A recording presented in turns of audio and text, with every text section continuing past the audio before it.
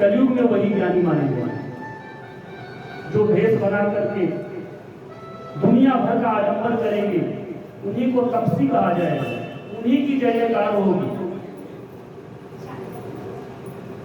परीक्षित जी कहते हैं कि महाराज तो क्या कलयुग में इतने गलत काम होंगे?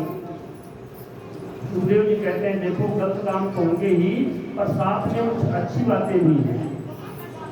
कहते महाराज बताइए।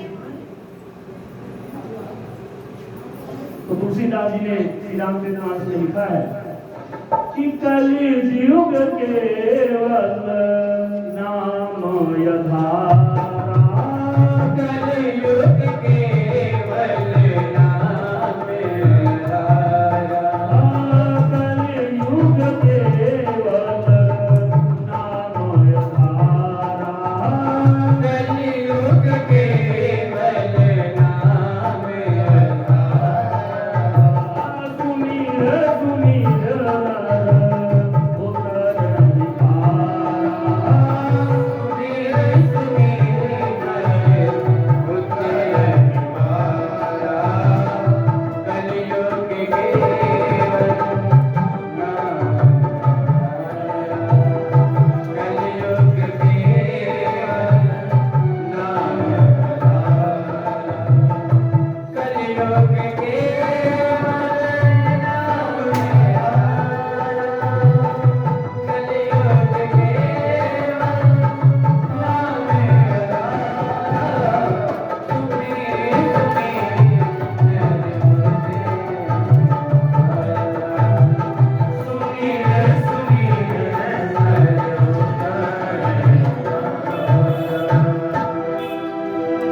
देखिए कलयुग में नाम संकीर्तन का बड़ा महत्व है।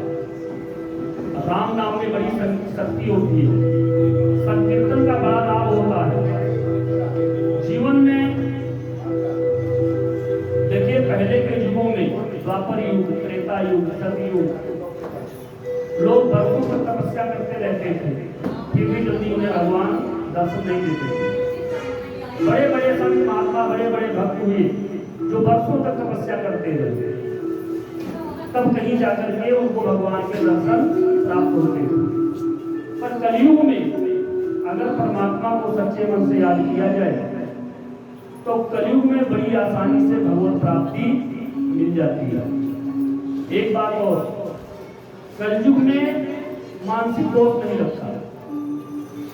आप अपने मन में आप कोई पाप कर्म करें मन से, तो उस मन से जो पाप कर्म किया जाता है उसका दोष नहीं लगता तब तक जब तक आप अपने हाथ से नहीं करते। पर मन से अगर पूर्ण कर्म आप करते हैं, अगर मन से आप पूर्ण कर्म करते हैं तो उसका फल आपको जरूर प्राप्त होता है। तो कलयुग में जहां बुराई है वहां पर कुछ अच्छाई भी है। सुखदेव जी महाराज कहते हैं कि राजन सुनो, हम आपको बताते हैं कि भगवत प्राप्ति कैसे हो, भगवान का साक्षात्कार कैसे होता है। देखिए भगवत प्राप्ति जो है 4 तरह का होता है। सबसे पहले भगवान की प्राप्ति होती है कि स्वप्न में भगवान के दर्शन हो। कई लोग बताते हैं कि हमें स्वप्न में भगवान के दर्शन होते हैं, और कई लोग स्वप्न की बातों को मानते ही नहीं है, कहते हैं स्वप्न तो मिथ्या होता है, ऐसे ही होता है। बहुत सारे लोग हैं जो स्वप्न को स्वीकार नहीं करते। पर हमारे वैष्णव धर्म में स्वप्न की महिमा का तिरस्कार नहीं है। जो स्वप्न होते हैं ये साधक की उपासना का दर्पण होते हैं। हम जैसे जिस तरह की उपासना करते हैं, जैसे कि आपकी साधना चल रही है, तो इसकी अनुभूति आपको कैसे होगी कि हमारी साधना जो है सफल हो रही है कि नहीं, इसका हमें कुछ फल प्राप्त हो रहा है कि नहीं हो रहा है। तो इसकी अनुभूति जो है स्वप्न के माध्यम से होती है। और स्वप्न की सृष्टि जीव स्वयं करता है। कई बार स्वप्न में देखते हैं कि हम रथ पर बैठे हुए हैं, सोने का रथ है, चार चार घोड़े जुटे हुए हैं, बड़ी तीव्र गति से घोड़ा दौड़ रहा है। पर स्वप्न तो स्वप्न ही है, जब हम जग जाते हैं तो कुछ भी नहीं होता। कहने का मतलब हमारा मन ही रथ बन जाता है, हमारा रथ ही घोड़ा बन जाता है, और सारथी भी हमारा मन ही बन जाता है।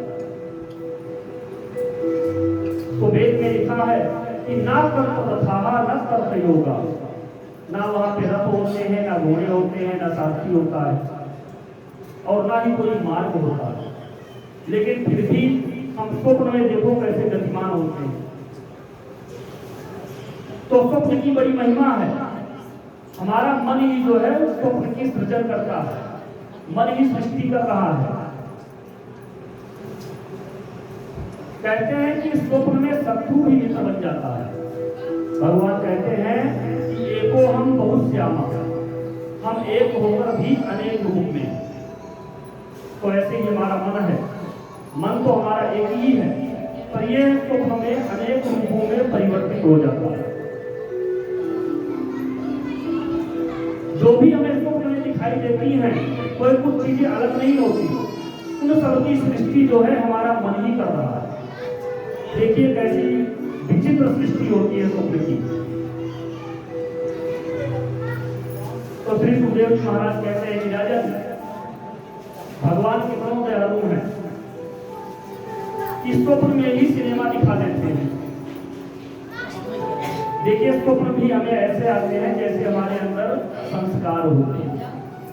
अगर हमारे अंदर तमोगुणी संस्कार होंगे तो हमें गर्म स्वप्न दिखाई देंगे, उटपटांग स्वप्न दिखाई देंगे।